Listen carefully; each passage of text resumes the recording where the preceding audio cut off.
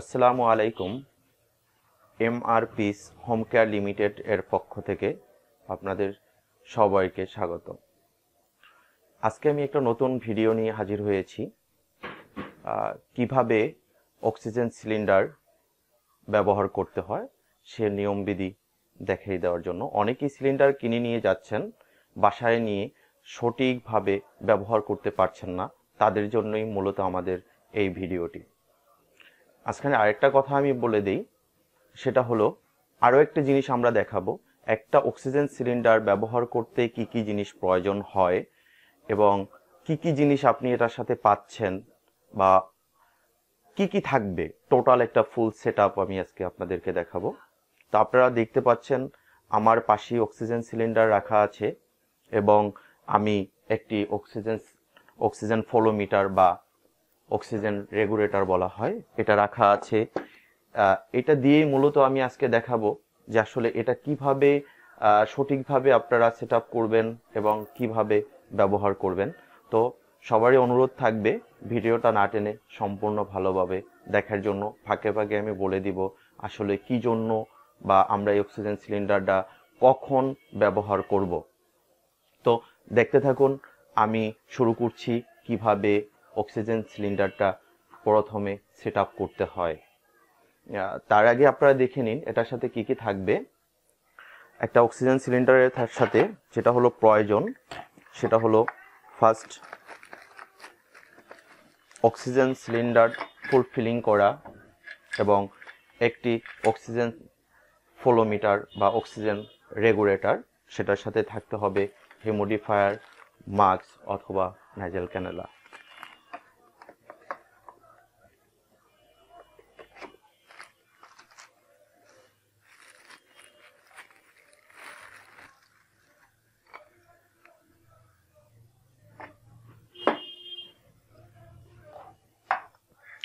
তো প্রথমেই আমি যেটা করছি সেটা হলো অক্সিজেন সিলিন্ডারটা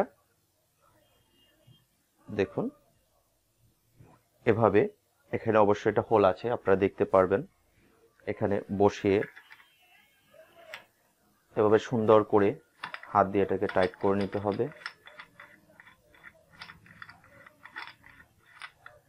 আমি অবশ্য হাতেই টাইট করে নিচ্ছি, বাট আপনারা এখানে সেলাই রেঞ্জ ব্যবহার করবেন যাতে কোনো লিকেজ না থাকে। আমি অক্সিজেন সিলিন্ডারের যে ফ্লোমিটারটা সেটা সেট আপ করে ফেললাম। এরপরে যেটা থাকলো হিউমিডিফায়ারে এখানে দেখবেন একটা অপশন আছে এই সবুজ রেগুলেটরের সাথে, এটার সাথে এটা সেট আপ করে নিতে হবে। একদমই ইজি, একটু সুন্দর করে সেট আপ করে নিব। আরেকটা ইন্টারেস্টিং ব্যাপার হলো অনেকেই জানেন না আসলে এখানে পানি ব্যবহার করতে হয়, বা আমরা ডিস্টিল ওয়াটার ব্যবহার করতে পারি অথবা নর্মাল পানি না ব্যবহার করাটাই ভালো। এখানে ফুটানো ঠান্ডা পানি ব্যবহার করাটাই বেটার। আপনারা দেখুন এখানে লেখা আছে ওয়াটার লেভেল। এখানে ওয়াটার লেভেল লেখা আছে, আমরা এখানে পানি দিয়ে সেট আপ করে দেখিয়ে দিব। ওয়াটার লেভেলের একটু নিচ পর্যন্ত পানি দিবেন, এটার উপর পর্যন্ত কোনোভাবেই পানি দেওয়া যাবে না, তাহলে যেটা হবে রোগীর নাকে পানি চলে যাওয়ার একটা সম্ভাবনা থাকে। এটা আমরা হাতে ঘুরিয়ে সুন্দর করে স্মুথলি টাইট করে দিব। এখানে আমার ফুল ফ্লোমিটারটাই সেট আপ করা কমপ্লিট। যেটা মূল সমস্যা আসলে মেইন কি, এটা আপনারা মেইন কি দেখতে পাচ্ছেন, এটাকে অনেকে অফ করতে পারেন না এবং অন করতে পারেন না। এটা আসলে কিভাবে অন করতে হয়, আপনারা এভাবে ডান হাত দিয়ে ধরে দেখবেন এটা মেইন কিটা নিচের দিকে, মানে এর দিকে আমরা ঘোরাবো। ঘোরালে এই দেখুন এখানে যদি খেয়াল করেন আপনি ঘড়ির কাটার মতো আছে, এটা রেডে আছে। ফুলফিলিং করা সিলিন্ডারটা এটা মূলত 2000 PSI থাকবে। এটা আমি নিচের দিকে প্রেস করলে উপরে চলে গেল কাটাটা। এখানে 2 থেকে 3 প্যাচ আমরা ঘুরিয়ে দিব, এভাবে ঘুরিয়ে দিলে কাটাটা উপরে উঠে গেল। তারপর আমরা যেটা করব একটা নেজাল ক্যানুলা নিব, বা কারো যদি মাস্ক দরকার হয় সে মাস্ক ব্যবহার করবে।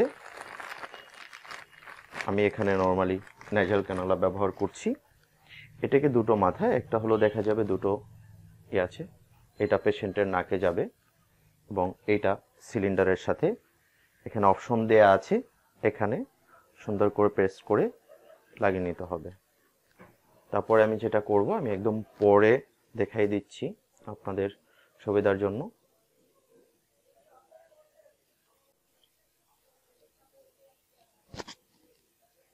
আমাদের যেভাবে একটু টাইট করে নিব, তারপর যেভাবে পেশেন্ট কমফোর্ট ফিল করবে ওভাবে ব্যবহার করবেন। তারপরে দেখুন আমি এই সবুজ চাবিটা দিয়ে এটাকে ওপেন করব।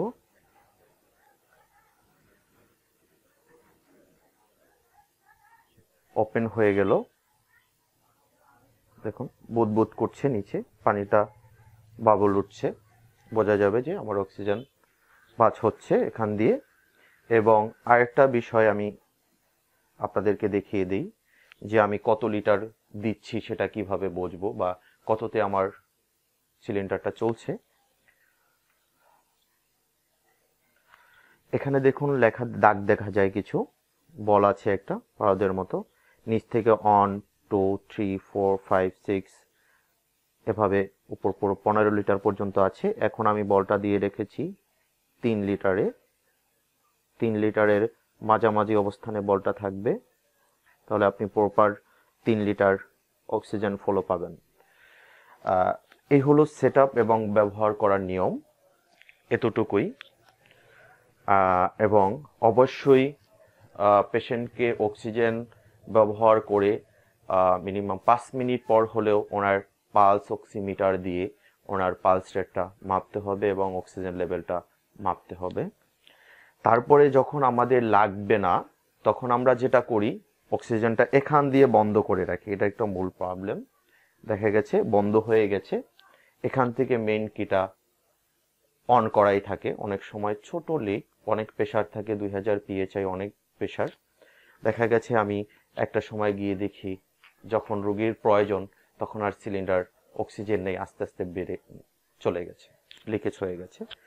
এটা যাতে না হয় তখন যেটা করতে হবে, আমি যখন ব্যবহার করব না তখন এই মেইন কিটা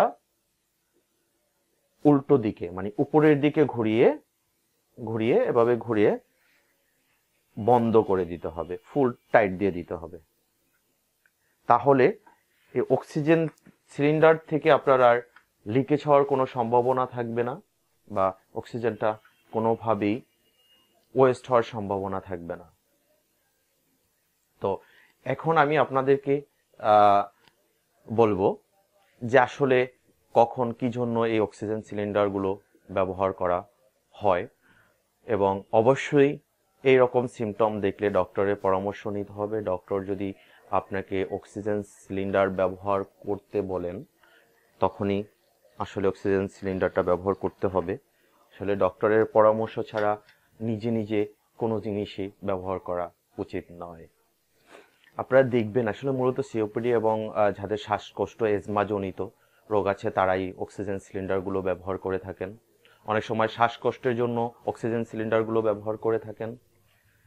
তো সামনে শীত আসছে, অনেকেরই এটা লাগছে, এটার জন্যই আসলে যদি মনে করেন যে আমার শ্বাসকষ্ট হচ্ছে, তাৎক্ষণিক আপনার পার্শ্ববর্তী যে হসপিটাল বা ডক্টরখানা বলবো, ডক্টরের পরামর্শ নিয়ে যত দ্রুত সম্ভব অক্সিজেনটা ব্যবহার করুন। একটা মানুষের মিনিমাম 94 থাকতে হয়। পরাও আমি অবশ্য আরও ভিডিও করি অক্সিজেন রিলেটেড। আমি এর পরের ভিডিওতে আপনাদেরকে দেখাবো আসলে অক্সিজেন আমার কমে গেছে র্যান্ডম আমি কিভাবে বুঝবো, এটা বোঝা যায়, এটা কিভাবে বুঝবো। আর একটা ইনফরমেশন আমি দিয়ে দেই, আপনার যদি অক্সিজেন সিলিন্ডার প্রয়োজন হয় এমার্জেন্সি, কোথায় পাবো, কাকে ফোন দিব, অনেক সময় অনেক রাত্রে প্রয়োজন হয়, ঢাকা এবং ঢাকার বাইরে আমি কার সাথে যোগাযোগ করব, আমরা মেন্টালি একটা প্রেশারে পড়ে যাই। তো এরকম মেন্টালি প্রবলেম প্রেশারে পড়ার কোনো প্রয়োজন নেই। আমরা ডিসক্রিপশনের নিচে একটা ফোন নাম্বার এবং অ্যাড্রেস দিয়ে দিব, ওখানে ফোন দিলে আপনারা 24 ঘন্টা অক্সিজেন সাপোর্টটা পাবেন ইনশাআল্লাহ। আজকের ভিডিও এ পর্যন্তই। আসসালামু আলাইকুম।